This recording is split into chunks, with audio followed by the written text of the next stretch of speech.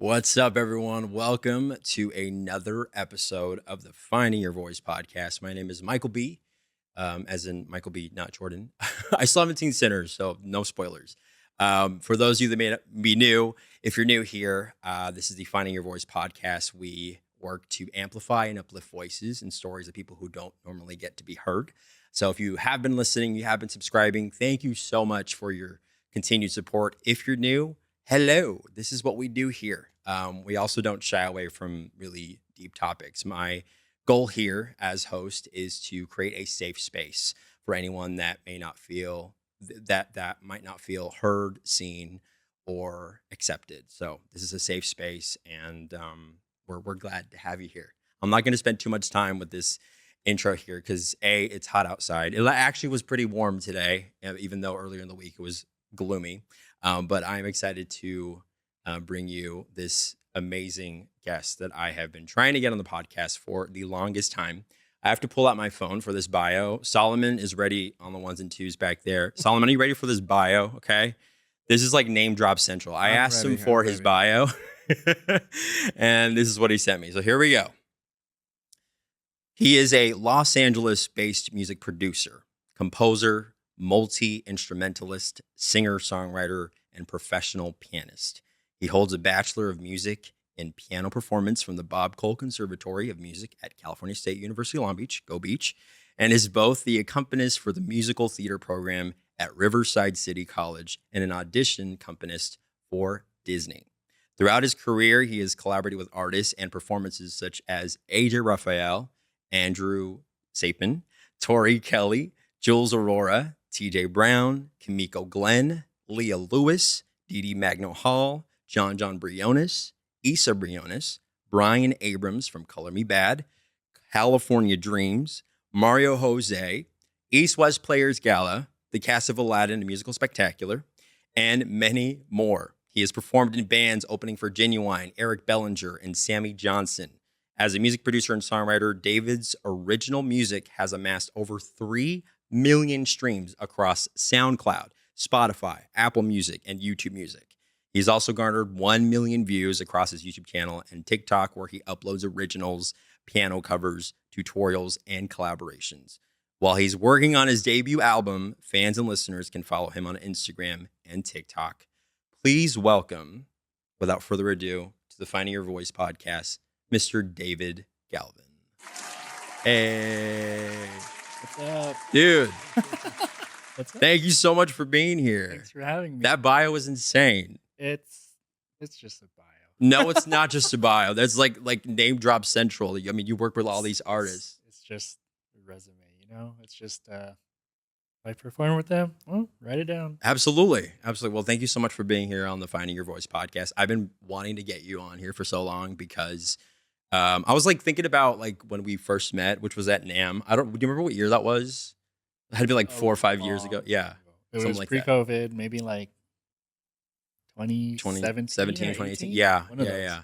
And I remember like David and I immediately like connected because we were both like introverted people. We like there's only so much that we can handle at the conference. And so I kind of like sided with him and I just was next to him the whole entire time because I felt safe because everywhere else there was so much going on and I just needed a place to There's always like so many people there. There is. It's a lot of people, and it's a lot of people who are like, oh, like, what's your name? And then it's a lot of talking, and it's like, let me just follow. Yeah. And have you gone to NAMM like every single year since? Mm-hmm. Okay. Does it get any easier going? I think so. I feel like after going a lot, you kind of just do your own thing. Yeah. Like eventually, like you're kind of tired of like walking the whole floor. So it just depends what you want to do each year. Yeah. Like I obviously always like to look at all the keyboards and pianos and stuff. Mhm. Like this year, Roland came back. Yes. They have the new V stage. But yeah, I mean, that's always for me. I'm always trying to get an endorsement. Yeah, as Well, you should. at least last year and this year, but this year I was trying, but You know what? at the same time, I'm like, do I need it? No. Yeah, you probably don't need it, but I mean, it's like you went to the conference this year with like a game plan. Yeah, exactly. Yeah. And I think that's great because I also too when I was at the conference, I my goal was to also meet other brands Yeah. and work with some of them, and there's a potential partnership that I have Yeah. with one of them, so I would call that a success for me. Yeah. And I wanted to talk about specifically like how music kind of fell into your world. I mean, is your family musically inclined in any way? Like, how'd you get into music? Because this is an My extensive resume of yeah. music here. So like my mom, she is a singer. Mm-hmm. My dad played. Do you know what the Filipino guitar? No. Like, I don't know the name of it, I but don't know. I know what you're talking about. Yeah. Yeah. He played that growing up, and then my sister sings. My brother plays the flute. Gosh. I mean, me and my brother, um, we started taking piano lessons at the same time. Mhm. So I don't know. I think my parents were just like, "Do you want to learn piano?" And we're like, "Okay." I was 5 years old. Like, I don't have a Exactly. Okay, wait. choice. So, how old's your sister and how old's your brother? My sister is Sorry to put you on the spot. It's okay if you don't know. she's gonna be 44. Okay. So she's 14 years older than I am. Oh, wow. So my sister is 14 years older than I am. My brother's 2 years older than Got it. Okay. I am. But my sister was a singer. She used to be like choir and stuff. And then my brother and me did piano at the same time. And then Yeah. when elementary school hit, obviously they ask you like, "Oh, do you want to play violin?" Or like they show you all the instruments. I got violin. My brother got flute. And yeah. Like, yeah, I feel like every Asian kid always had that era of like, oh, you're gonna learn piano. Yeah. Or you're What was gonna your starting? piano? Because my mom's like just like your mom, she studied voice, and she was a singer, and I got the music genes from her. And the first instrument that I learned how to play was piano. But there was a moment where I like rebelled and didn't want to play it anymore because I stopped. I didn't want to do the lessons Yeah. because I just got tired of playing middle C over and over again. Like Dude, that was boring to me. That was me. Like, well, that didn't hit me until like maybe like middle school. Okay. I wanted to quit so bad. Like I wanted to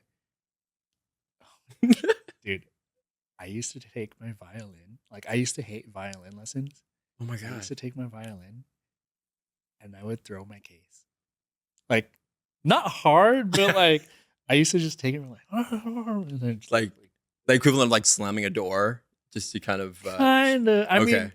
mean, I'd throw it, but not like hard. Maybe like Enough for them to notice. enough to just be like, Dang. But- Okay. Because you just didn't like so I'm it. grateful. Honestly, I was. Now that I look back, I'm like, bro, like Yeah. I should have taken it more seriously. But also, like, I don't know, like orchestra wasn't my thing. Like it was like I liked orchestra, but like I wanted to be in jazz band. You like jazz? Yeah. Did you like? Do you still know how to play violin? Yeah, Oh. I mean, I haven't played in a while, but I Okay. mean, I could still play. I think I'm pretty sure I could. We probably. I mean, I played since I was 8, so like 8 Gosh. till all the way till like senior year of high school. See, but unlike you, I did give up like piano for a bit. Like I didn't want to play it anymore, so I never got like the full lesson. And now I'm just somebody who just plays by ear, which At least you could do that. that's true. No, but To the best of my ability, I don't have perfect pitch whatsoever, though. even with piano, like there was a time when I was taking piano lessons from 2 teachers in the same day. Oh my god! So like I would go to one teacher at like 3:30 p.m. and then my next lesson would be at like 5:30 or 6. Oh my gosh! So it was like you were like in like the full boot camp of Yeah. music. Yeah. Yeah. So I can see why at some points you're like, I don't want to do it anymore. Yeah, it's like that, and I also was just like, I just want to be a kid. I just want to go Yeah. outside and play with my friends. Did you ever have like moments where, because my parents would always make me like sing at parties. That was like my party trick. They're like, oh, you Dude. play your violin. All the you play, time. yeah. Really, dude? Like at my dad's family side, they'd always be like, "Oh, come play piano, come play piano." I used to pretend like I was sleeping Because you don't want to do it. because I don't want to do Yeah. it. Oh my gosh. But at the same time, like I do it because they'd give me money. You got money for it? I just got praise, which doesn't pay the bills. It's like the equivalent to exposure. Okay, so learning about your history with music, because when I had met you a couple years ago, I would argue and say that you were mostly focused on just playing for other people, right? Yeah, Yeah, kind of. It was like more you, like just playing piano. yeah, It playing was piano. it was more like just playing keyboard and piano for like Yeah, whoever for artists, for whoever bands. needed a pianist. Yeah, and you already did like accompanist work at that Yeah, time as well. because I was already playing for choirs and stuff. Okay, so I want to know like how that shifted into you becoming like wanting to do the artist route, because I remember just kind of watching your journey. There was a moment where it had shifted, and I was like, "Oh, cool! You want to like Yeah. be in front of the camera. You want to be in front of Did the you mic and stuff." know me I do know you. I'm just kidding. before? Did you know me before my first, like when I put out Moon? Did you know me before that or after Maybe, that? maybe I don't. Was it your first like solo? Yeah, like when I had like an artist name and all that. I might Like have. when I was as Galvan, but dude, I hate it. Wait, so if we can go to Spotify, or like it's still Galvin there as an It's still artist? there, but like I moved. Go follow that one. No, don't. You don't have to. No, no. And remember when I got you into Twitch and then you became the Galvanites, remember? Yeah, because I was still going as Galvan. Okay, so yeah. Which I think is so great, like, People were saying, they're like, well, it's still your last name in a way, and I'm like, yeah. I don't want people like it is, but at the same time, it's not like. Yeah. No. So, my last name is Galvan. Galvan. Yeah, with an A. Yeah. But in high school, people, I don't know, people can't read, or like people to this day, they're like, oh, Galvin. And they think it's like pronounced with like an I or something. Okay. And that's why when I was coming up with an artist name, I took the A out and it's just Oh, and the Galvn. Cool. But I was like, I don't want people to know me as this. Like, I'd rather have people. I never wanted an artist name, but they were like, no, you need an artist name, and yeah, I was just like, I guess I'll go. I've tossed around the idea of just like spelling my name backwards and that being my artist name, which would be Leah Sim, which I thought sounded cool, and I'm still. I don't know. We'll see if that ever happens, but it is cool because I feel like a lot of artists do that. They come up with their own like interesting name. So let's talk about that shift for you. Like what got you into like, oh, I want to like record. I want to do like the solo route. I mean, I've always wanted to just like sing. Well, that's the thing. So before, when I was doing stuff as like Galvan, I was mainly like writing and producing. Mm-hmm. But then because I didn't want an artist name, like I wanted to sing, but at the same time, like I wasn't like fully like training or like taking voice lessons or anything. Yeah. So I was just like trying to find other singers to sing my stuff for me. Mm-hmm. And so I was like, okay, during COVID, is when I started taking voice lessons. And then that's when I was like, okay, like, why not sing my own stuff? And like, why not like find your voice? Hey, let's go. He's taking my segue, Solomon. I was like, oh, let me try to weave. He's already done it. He's trained, a trained musician. So yeah, no. So that's what I wanted. The next point I wanted to get to is like, how was it trying to quote unquote find your voice as an artist? Because I remember being in your house, and you had like the mic in the little closet in your room, and you were like struggling because you were trying to like sing a certain way, and I was like, oh, try it like this, and you just felt so frustrated trying to sound good. So like, because I feel like at the time I haven't figured out like, oh, what key sounds good for me, or like what is my actual singing style, or like where does my voice sit well? Because I was so new to the whole thing. But sorry, what's the question? What that shift, what it was like being in there, like discovering those new colors in your voices. I didn't know the question either. I was BSing right now. I was like, oh yeah, I remember the question. Yeah, go ahead. Yeah. I think at that time I was just like, I just wanted to write, and like I heard how I wanted to do it, but like I couldn't execute it. Whereas I think now that I've rebranded and I've taken a lot more voice lessons, I feel like I'm definitely finding a more confidence in my voice. Okay. And, like not being scared to just let it out, you know? Yes. Because I mean, yeah, when I was taking voice lessons, um, my teacher, he'd be like, okay, well, like the whole pretend like you're trying to shout across this parking lot and Hey. that, Yeah. yeah. Mm-hmm. And I was like, okay. And so I Yeah. did that, and he's like, see, like, what do you feel different? And I was like, I don't know. I was just like, fuck it. Yeah. No. A lot of the singing is like 50% mental game, right? It's like Yeah. convincing yourself that you can do it, and we often get like tied up on the high notes and wanting to sound good. And I know also for me, like when I had like lost my voice singing wise and trying to get back into it, I didn't like how I sounded either. Yeah. Like I absolutely hated it, and I despise like playing gigs or wanting to even be around musicians like you. And I hate to like bring this up now, but there was a moment where like I felt distant from you, and that's by my choice because I didn't want to be around other musicians that sounded good or like were doing the thing that I wanted to do because I feel like I wasn't at Bro, that level. that's crazy because you're a killer. Dude, your What? voice? Are you kidding me? Dude, when we used to gig together at LBX, Yeah. dude, are you kidding me? Yeah. Your voice is killer. No, I it was, but I'm trying to get back to, I appreciate that. I do Yeah. appreciate that. But there's a moment where I think you would come to a gig at LBX, and that was, I don't know what year that was, but that's when I started noticing. It might have been 2022-ish. Was it the post-COVID ones? Yeah. Where I started to notice my voice kind of give out. And I remember like, oh my God, David's hearing me in this way. This feels like so awkward. And that's why I kind of distance myself from that world. Cause if you're not able to do the thing that you love, like why would you want to be around people who are doing the thing that you can't do, Yeah.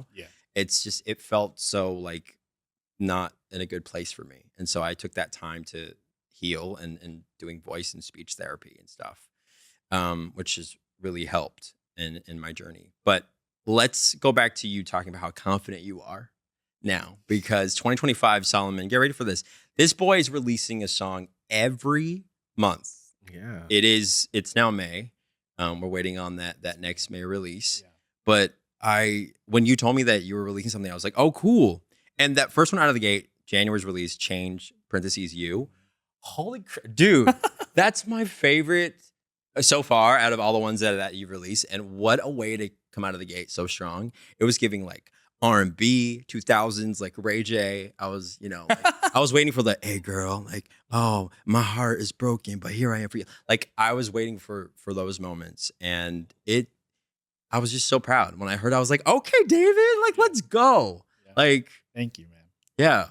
What was that like to I mean, essentially you can look at this release as like the first time people are hearing you Yeah.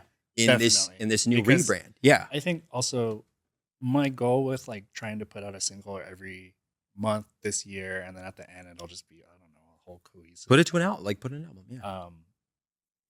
What I challenged myself to do was like stop trying to care what other people are thinking and just make music and put it out. Because for the longest time, I have so many unfinished or so many demos and just random things that are just sitting on my PC from like COVID. Yeah. Because We worked on some stuff too. Like, yeah. that's what I was fire Or something like that. like that. But yeah. I have so many things, and I'm always in my head like, I don't know, like this doesn't sound good, or like I think it doesn't sound good, but now I just don't care. Good. Like I'm like, don't look at the numbers, don't look at any of that. Just put art out into the world, and numbers will come if they come, and if they don't, who cares? Like at least like you're sharing what you like to do and what you want to put out. So yeah, that's kind of what I'm challenging myself to do now, is just put out what I want to put out, not really care about like numbers. And like, I think like with social media, it's so easy to look at everybody else's releases and their numbers, but at the same that comparison. Yeah, exactly. But at the same time, it's like, who's comparing but you? It's true. And it's like, but also it's also like, why do you need to compare? There's literally room for everybody to put out their art. Yeah. Like the world is so big. it doesn't matter. Like, just put it out.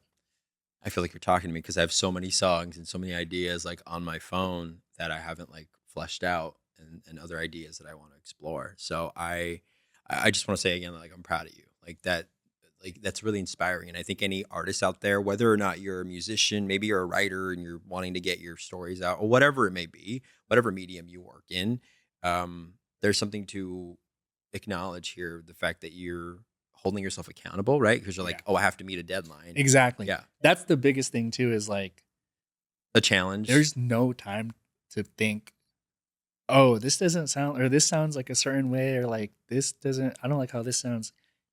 Because I have the deadline, I just have to figure something out and put it out.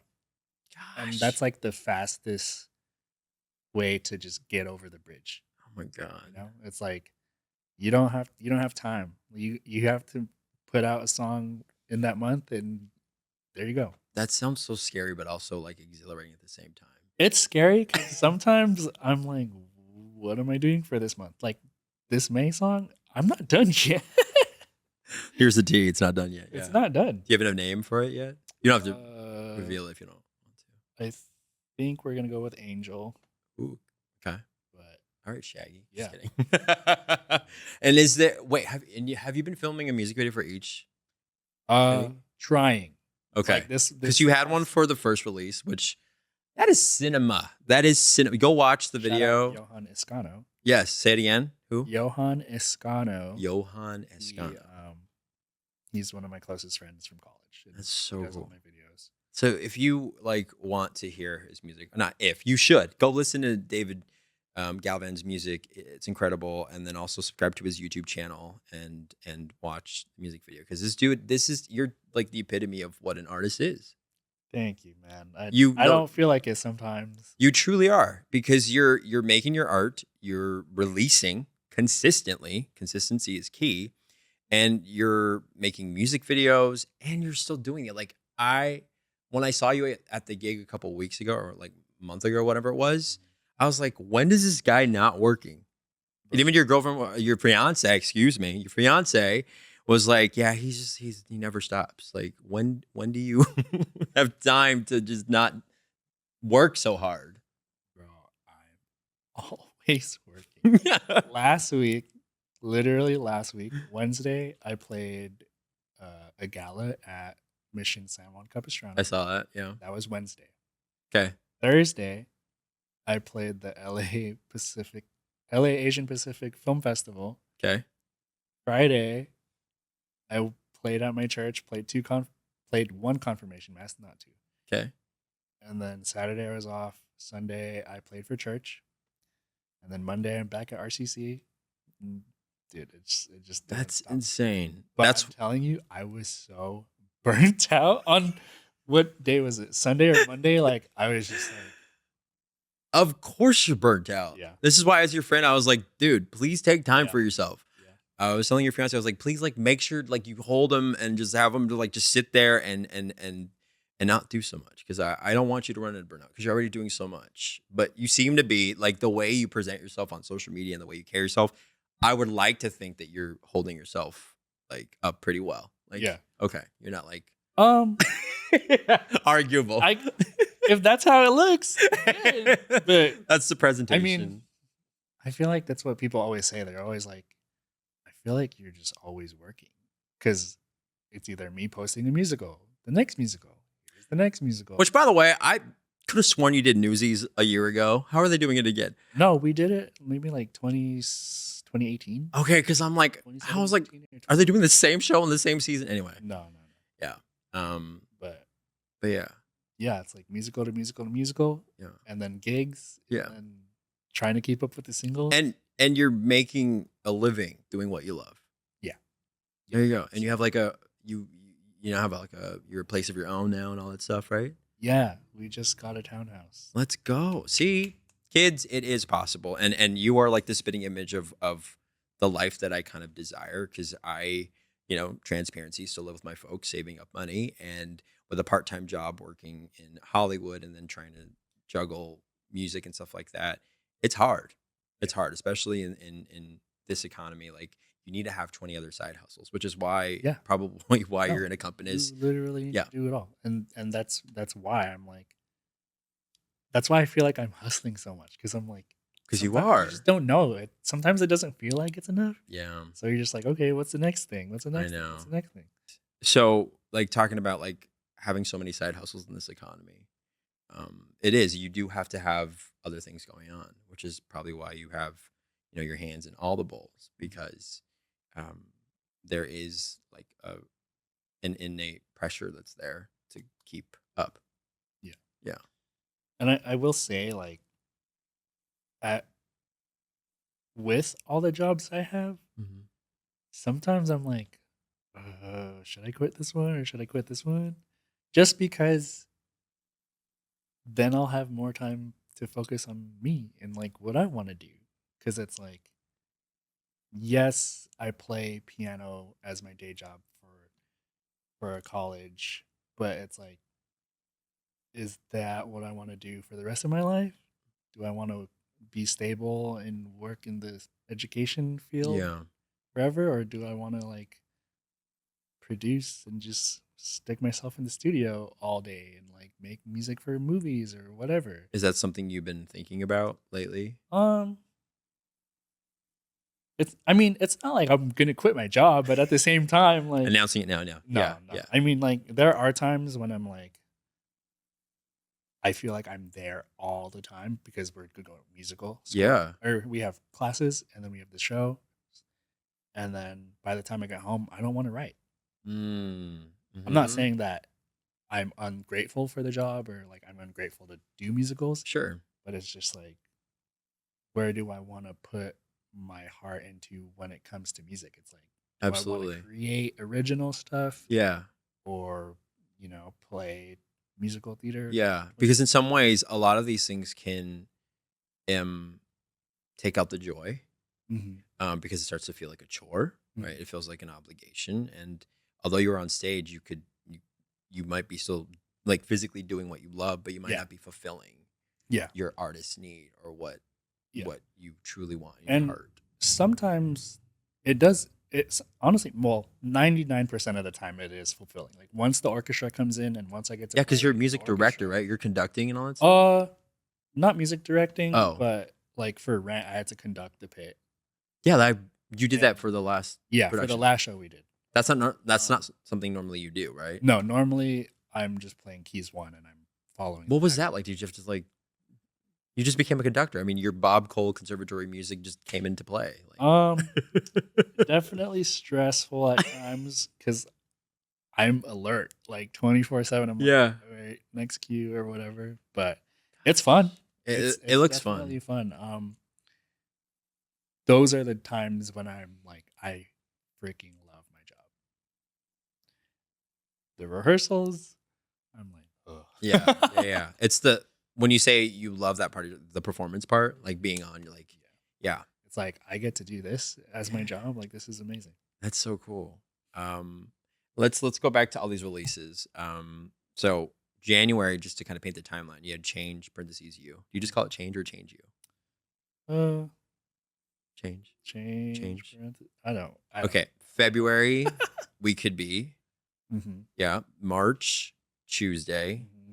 April, Baby Girl, Mm-hmm. and then 5 May. We're still waiting on Probably Angel. probably Probably. Angel. Excellent. Where's the inspiration for for all of for these songs, these stories? Honestly, Yeah, most of it is just like love, but at the same time, like some of it, obviously, like Change You is about like it's sad, yeah. and But it's sad. I'm like dancing in the some of club. them, I'm just like creating stories in my head, and like Okay. some of these like songs, Do you like to write in characters? Do you like to? yeah, like sometimes Yeah. like it doesn't.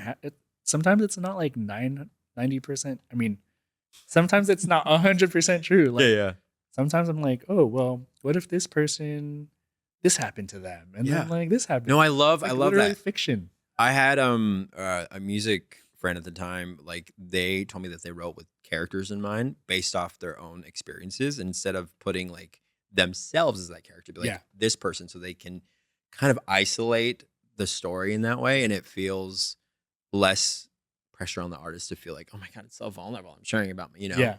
So I love that you write that way. It's literally like writing a fictional story and just making it into music. Did you write short stories growing up? Were you in like creative writing? No. No. No.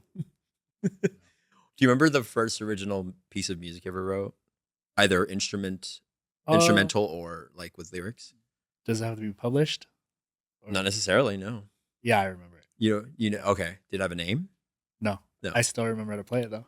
Okay, so it's instrumental? Yeah. Oh, cool. Yes. I'll just say it's instrumental just because I didn't have actual words to it. Okay. Would you ever bring it to light?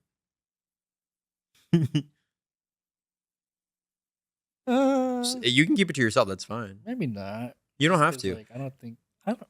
Yeah. Maybe. I think there's a lot of people think that like everything that any artist writes that has to be released. There's things that you can keep for yourself. Yeah. So, and that's fine. Like, be selfish. Just kidding.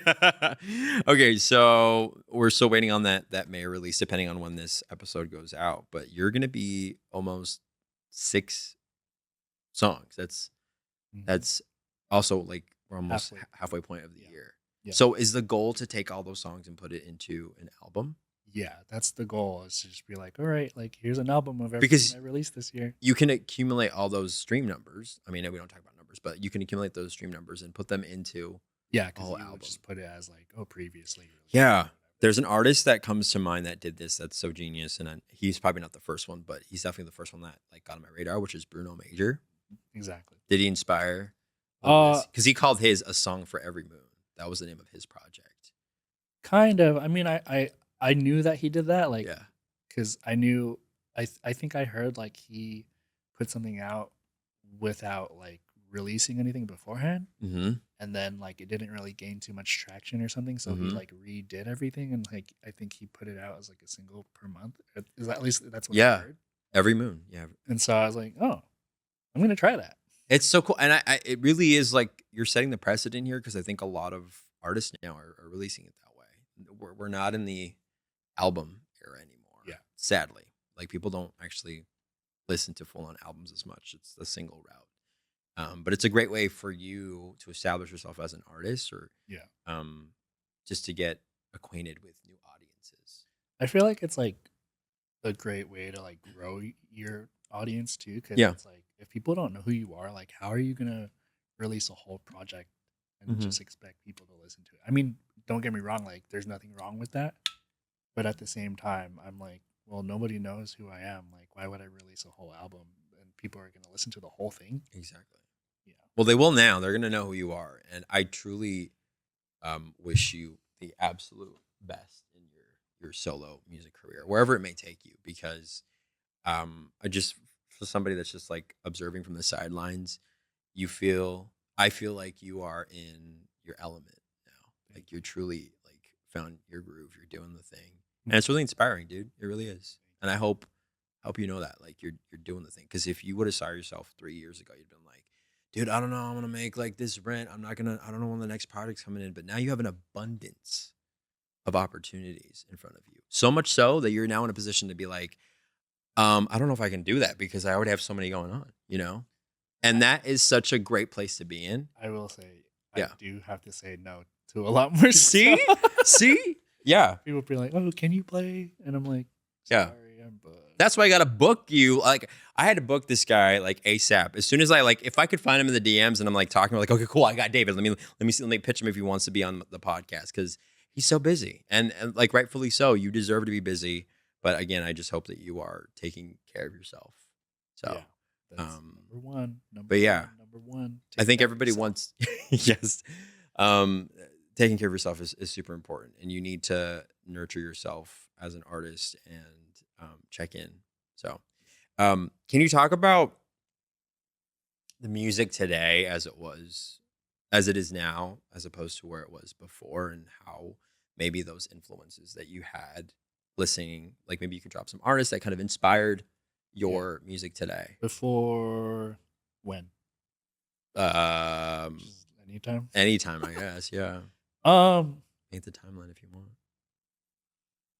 I mean, obviously, like growing up in growing up as a Filipino American, Mm-hmm. you listen to like all the greats like AJ Raphael, Jesse Barrera, um, literally like paving the way from MySpace and YouTube, you know? Yeah. And so that's who I listened to a lot growing up is like them. I listened to a lot of like 90s music because of my sister. So like Boys to Men, Yes. um, NSYNC, like literally like Brian McKnight. Oh yeah. I My don't listen to gosh. anything new school ish because I grew up with like a lot of my sister's music. Um, and then now I listen to whatever's on like Spotify. Yeah. But I think that's really Yeah. it's reflective. Like your inspirations is reflected in your music, Yeah. and I in feel like now I feel like I'm trying to do a lot of like R&B esque for sure. stuff. Yeah. Um, But you're absolutely right. Especially like I'd be remiss if I didn't acknowledge the fact that it is Asian American Pacific Islander Month right now.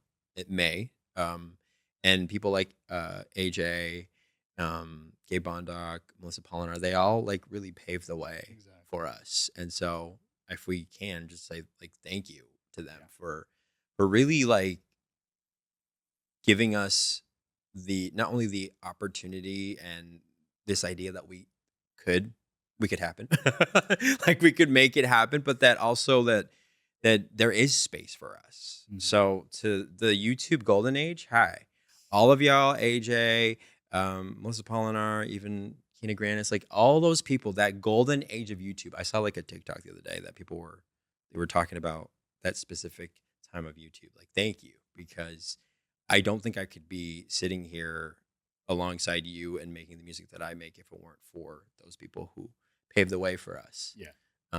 So there's a lot of sentimental value Definitely. in that. And how cool is it that you now are like close with AJ? Like y'all are like, like you not only like were inspired by him, but you now also get to be um within his world Yeah. because you work closely together, don't you?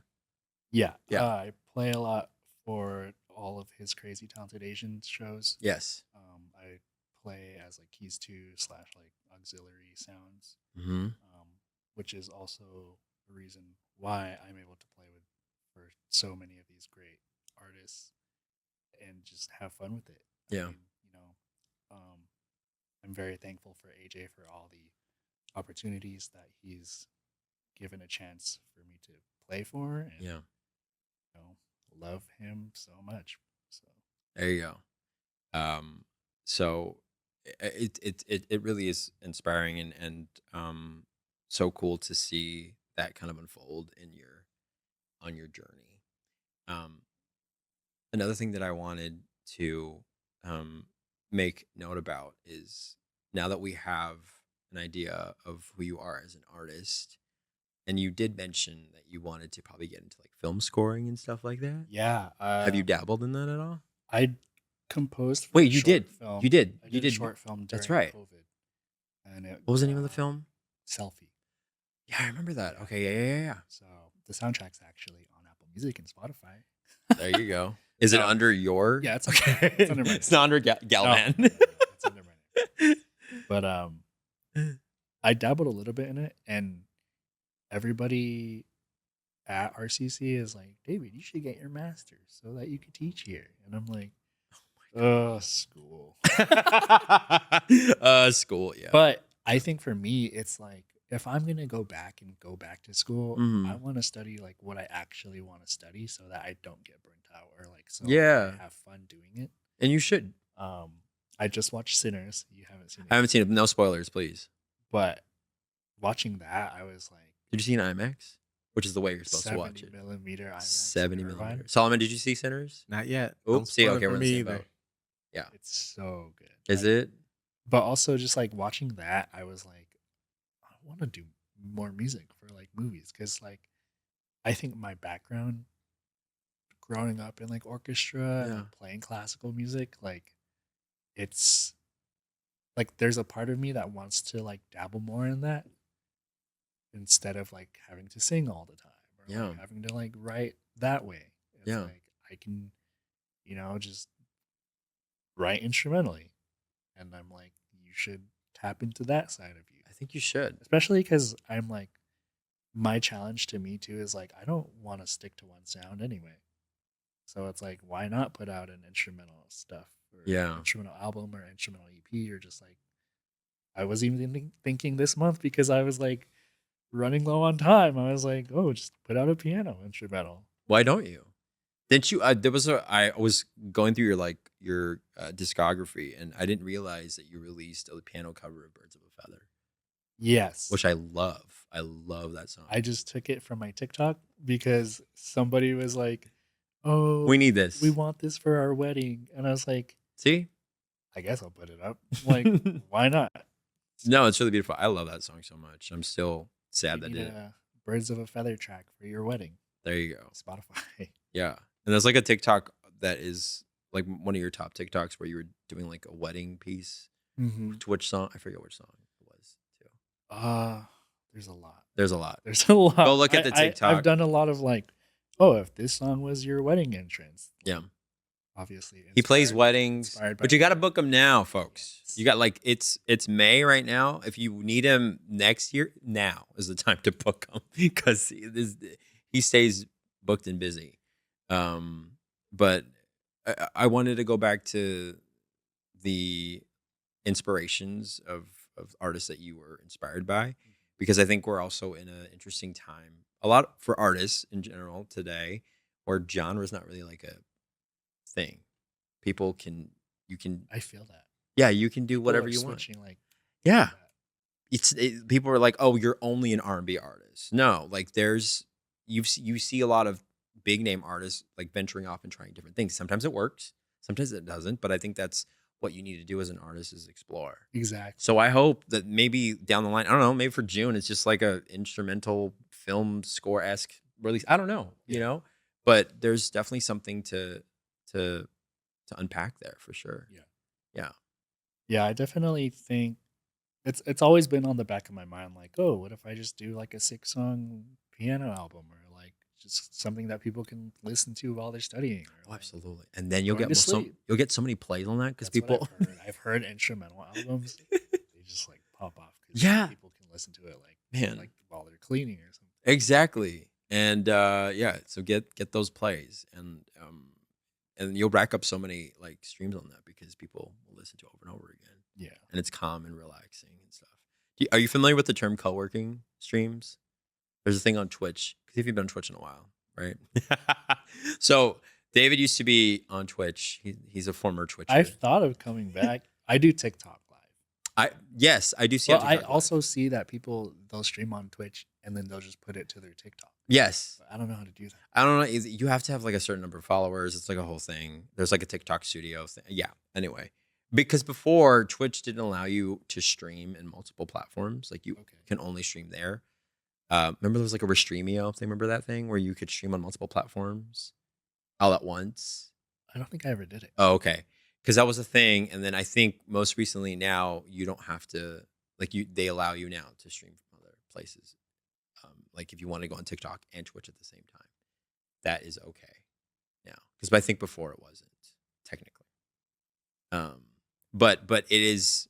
David was a former Twitch star, if you will, and I tried to like go back on Streamlabs, and I was like, ew. First of all, Streamlabs is not it. Really? No, that thing eats up so much of your CPU. You want to go into OBS, like. When I changed to OBS, isn't that what it is? It is, but Streamlabs OBS. That's like, it's like the. Isn't that it? It is, but it's not. It is, but it's not. Streamlabs OBS is like, it's like the starter pack for any streamer. But you're not like a new streamer anymore. You know what this is like now, and you have more advanced features.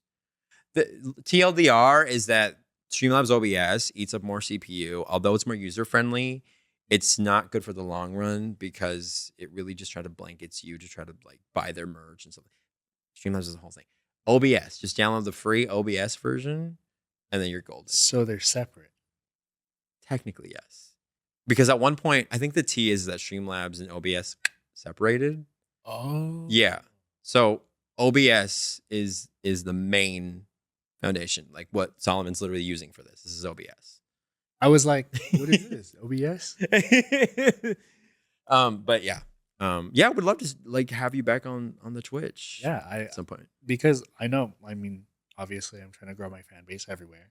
Mm-hmm. And TikTok is crazy because, like, well, one time I went on TikTok live and there were like Thousands, not hundreds. thousands, but there were like, I don't know, 185 or 200. There were a lot of people in my Yeah. room, and I was like, what is happening right now? Like, It's crazy. where did this come from? It's a hit or miss. Sometimes you can Yeah. go on it, No, and definitely. literally went on a live today to promote the podcast. Nobody said anything. It was just people just passing by. Oh, hi. Nope, not Yeah. nothing.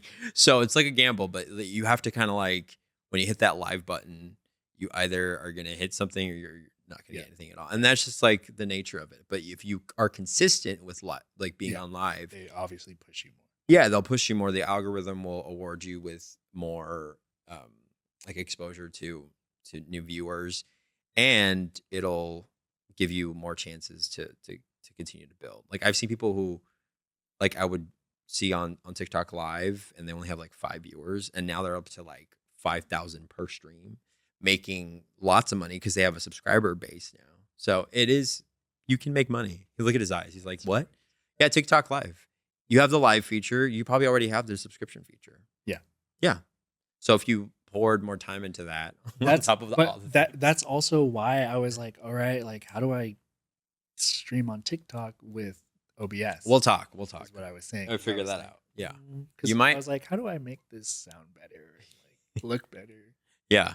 Yeah. There's different ways to do it. And as somebody who's been through the ringer of all live streams. from What's your main streaming platform now? Twitch. Do you still have like the same people like in your room? Yes. Like yes and no. Yes in the sense that like there's still like a good chunk of people from that from my community from years ago that are still with me. And some of them I can actually call friends and family and we're really close, but a lot of it has dissipated. I'll be quite honest with you. I do not have the same subscriber base as I did before. Let's be transparent. I'm running right now on less than 100 subscribers. Whereas back in the day during the pandemic when everyone was at home, dude, as much as everyone was like so miserable, like that was the most money I ever made as a Twitch streamer. Like I was making like 4K per month on streaming because everyone was at home. And not that I'm like wishing that happening, and God forbid, no, but like it's those numbers aren't the same anymore. And that is across the board for all streamers, you know. Yeah. People are also like hesitant to spend money. They gotta they're busy economy's buying eggs and crazy. stuff.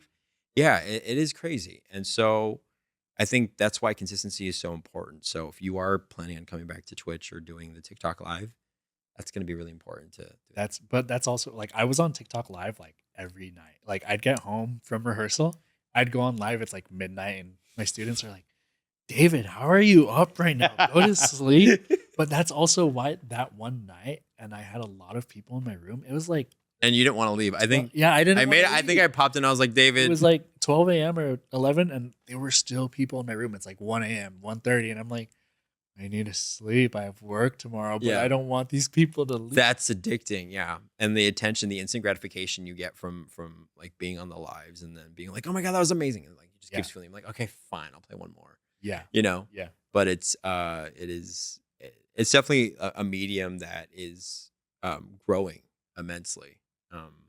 Live streaming specifically. Yeah. Yeah. And I think that's also why like I was like, okay, well maybe I'll come back to Twitch.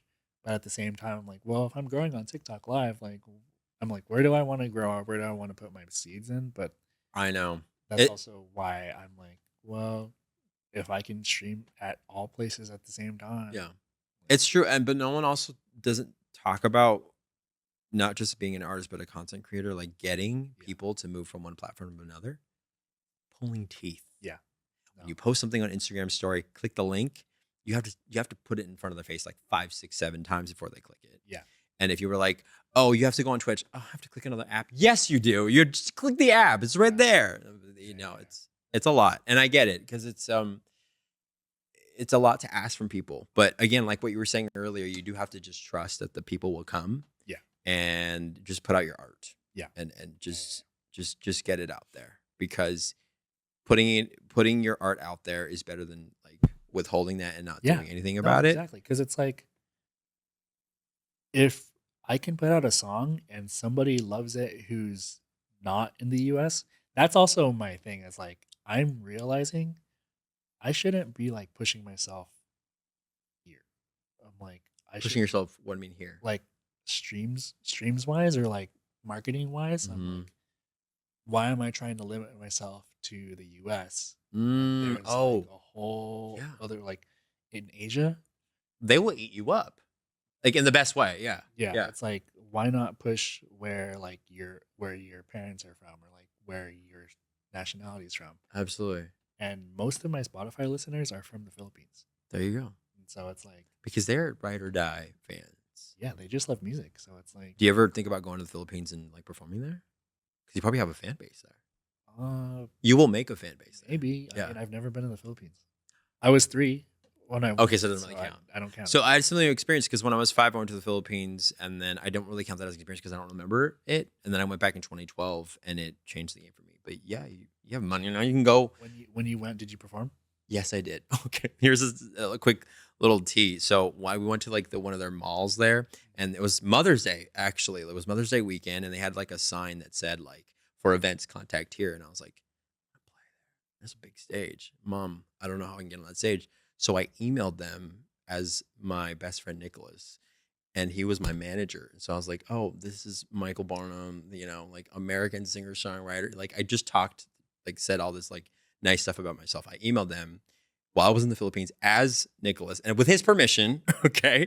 And they emailed back and they were like, yeah, we'd love to have you perform. So next thing I know, I'm sound checking and I just sing one song, like the whole entire mall, dude, like the 3 balconies up, nobody's listening. I start singing Ed Sheeran. Then all of a sudden the entire mall is watching. It is insane. It is crazy. And they were like lights up, like, the Filipino fandom. Yeah. It is crazy. But yeah, I felt like such a rock star there. And they were asking for my autograph because I brought CDs. Mom was like, bring CDs. I'm like, Mom, who's going to want CDs? She was right. Mom was always right. So then we were doing like a meet and greet and we took photos. So I'm telling you, go over there and play. Because, I mean, even just like book a space and people will flock and show up because you're immensely talented. And more people need to know who David Galvan is. I appreciate that, man. Yeah, for sure. We have just a few more minutes left, so I will I'll wrap up pretty soon. Can you let the viewers and listeners, because we also are on audio, let them know what you got going up next? Yeah, so I just released my single "Baby Girl." That came out in April, maybe like a week or 2 ago. So stream that. You can stream my other singles, "Change You." We Could Be and Tuesday, and watch the music videos on YouTube, stream it on Spotify, Apple Music. Check out my website, www.davidsgalvan.com. Follow me on Instagram at davidsgalvan and TikTok. It's right there. David Galvan Music. Yeah, I checked out the website. It looks really good. Really? When you said, I'm like, I need to. No, when you dropped the bio and you were like, oh, here's the short bio. I was like, short. Wait, I have, and then I have to write my bio so much. No, I know, because they always ask for it. Here's my bio for the program at work, or like, here's my bio for my website. That in a program? No, it's insane. No, and then when you said EPK, I was like, okay, electronic press kit, let's go. I just made that. Did you see it? I didn't click the EPK, but I just made that because I was like, okay, if I'm gonna try that's to amazing. Get an endorsement, like let's. I remember when you did the what is that magazine? Remember, and you had it framed. Oh yeah. I still have it. Yeah, I just updated the article recently, but really? I didn't really promote it because I was like, Oh, okay. Yeah, you were one of the people that actually like printed it out and you had it framed. Because I was like, why not? It's gonna be next to the other awards like Grammys and stuff. Yeah, which is just around 5 years. See, 5 years. That quicker than you think. Oh, look, here we go. See, pulling up the discography. There you go. It's not updated. Oh my gosh, the format ugly. Remember the thing, frequency that you released? Yeah. And you told me that like Spotify picked up on that, and then they just like boosted the hell out of it. That's one of the like your big releases, wasn't it? One Moon. Moon. Yes. Yeah. which is incredible. So please go listen to David Galvan and stream all the things. Subscribe to his YouTube. Do all of that. Thank you so much for hopping on, for dude. having me. Thank you. I appreciate you so much. I wish you nothing but the best. I don't know when you're getting married, but it's fine. You probably don't have a date yet, but like it's just so incredible to see that part of your life unfold in such a beautiful way. Thanks, bro. And I want to gig with you again and play and Are sing. you gigging? Not a lot. Not publicly. Okay. Privately, I am. Like I'm playing a Corporates. Mother's Day gig on Sunday. Corporate. Did you What? that one gig for that, was it Easter?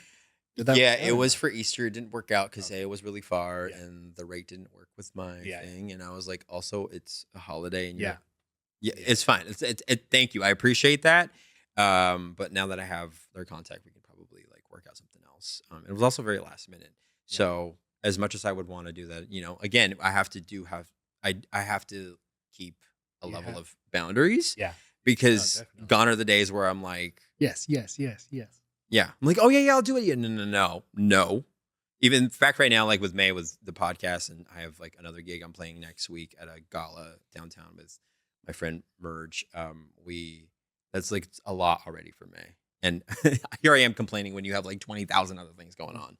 But anyway, shout out to Solomon back there. Thank you, Solomon, for. I'm also a Solomon. No problem. That's true. Yeah, from one Solomon to another. Yeah. We thank you so much for tuning in to this episode of the Finding Your Voice podcast. Be sure to check us out on our show page at shows.acast.com/FYVpod. And you can also watch this, if you're not already watching, on youtube.com/@itsmichaelb. That's youtube.com/@itsmichaelb. Remember that you have a story worth telling and a voice worth sharing. And we'll see you next time. Bye-bye.